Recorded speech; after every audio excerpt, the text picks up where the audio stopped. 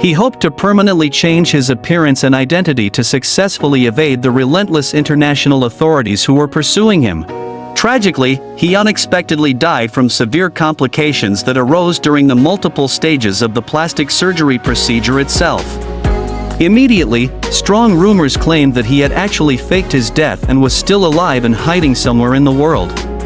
To quell public speculation and doubt, authorities publicly displayed his body to confirm his demise, despite the visible surgical distortion. In a bizarre and dark twist, the surgeons who performed the operation were later murdered and found dead in cement-filled barrels. The sudden loss of its leader caused the Juarez cartel to immediately descend into chaotic infighting and instability. Ramon Arellano Felix served as the notoriously ruthless chief enforcer for the Tijuana cartel. He personally ordered massacration and was subsequently added to the highly publicized FBI's 10 Most Wanted list. In 2002, he was unexpectedly pulled over by a local police officer in the city of Mazatlan. Ramon shot the officer first, who then managed to courageously return fire and fatally kill him on the spot. Some sources widely claim that El Chapo orchestrated this ambush, leading the officer to his target. His immediate death significantly weakened the power and operational strength of the Tijuana cartel. Just weeks later, his brother Benjamin was also arrested, dealing another crippling blow to the organization. Over time, the majority of the Arellano Felix brothers were eventually captured or killed, ending their reign. Francisco Rafael Arellano Felix met his end when he was assassinated in 2013 at a private event.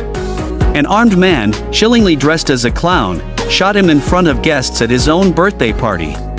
The traumatized guests fled the scene, leaving little useful evidence behind for the investigating authorities. Authorities suspected the killing was due to old rivalries or a calculated act of revenge by a competing cartel.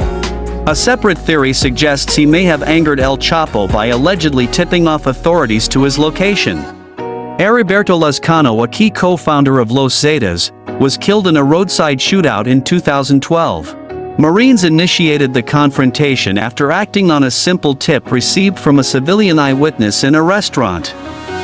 Lazcano opened fire from his armored van as the military approached, refusing to surrender to them.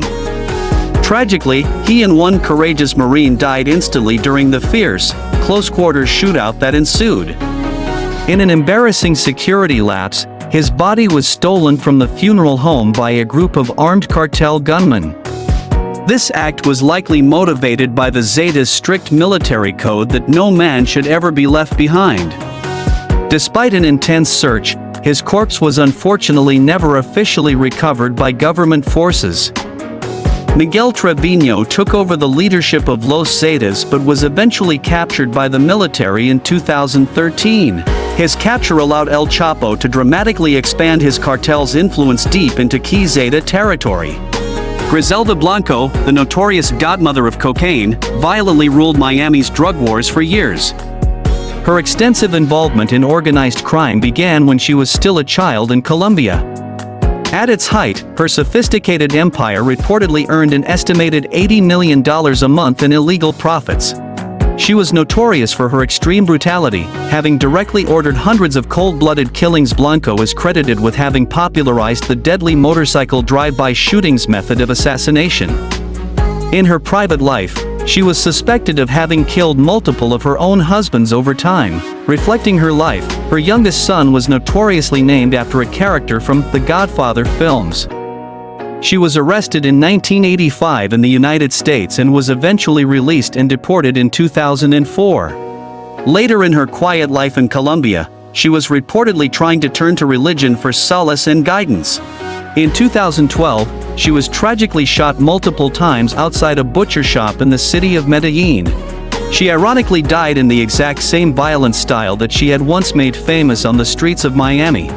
Jose Cheap Santa Cruz Landano successfully escaped from a maximum security prison in 1996. Prior to his capture, he had been one of the central founding members of the powerful Cali Cartel. After Escobar's death, the U.S. government and police efforts became fully focused on dismantling the Cali Cartel.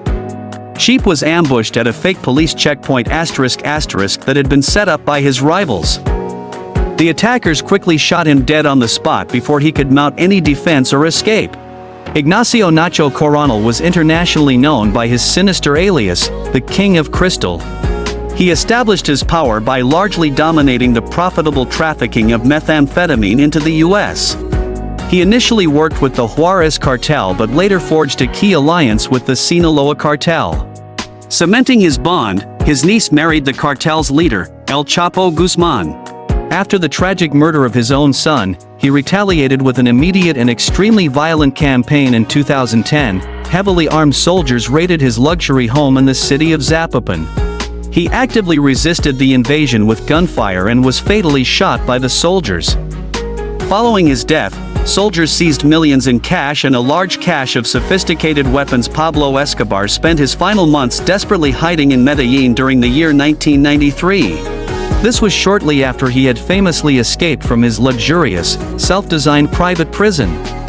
He had previously bombed Avianca Flight 203, resulting in the tragic deaths of over 100 people. The police successfully tracked him using sophisticated U.S. technology to monitor a phone call to his family. Once the location was confirmed, police and military forces quickly closed in on his secret hideout. Escobar tried desperately to flee the besieged house by running across the connecting rooftops. An intense and dramatic gunfight broke out between him and the search block officers. He was first severely shot in the torso and the legs, slowing his escape. A final, single bullet struck his head, immediately ending his life and the pursuit. To this day, some still believe that the police were responsible for firing the fatal shot. Conversely, others believe he shot himself in the head to avoid the disgrace of final capture. His death in 1993 marked the definitive end of the powerful Medellín cartel. Despite his history, over 25,000 people attended his funeral in a massive show of public grief. These violent stories collectively show the frequent and brutal ends of powerful cartel leaders. Many met their end in dramatic shootouts or as victims of internal betrayals. A significant number of them were tirelessly hunted down by determined government forces.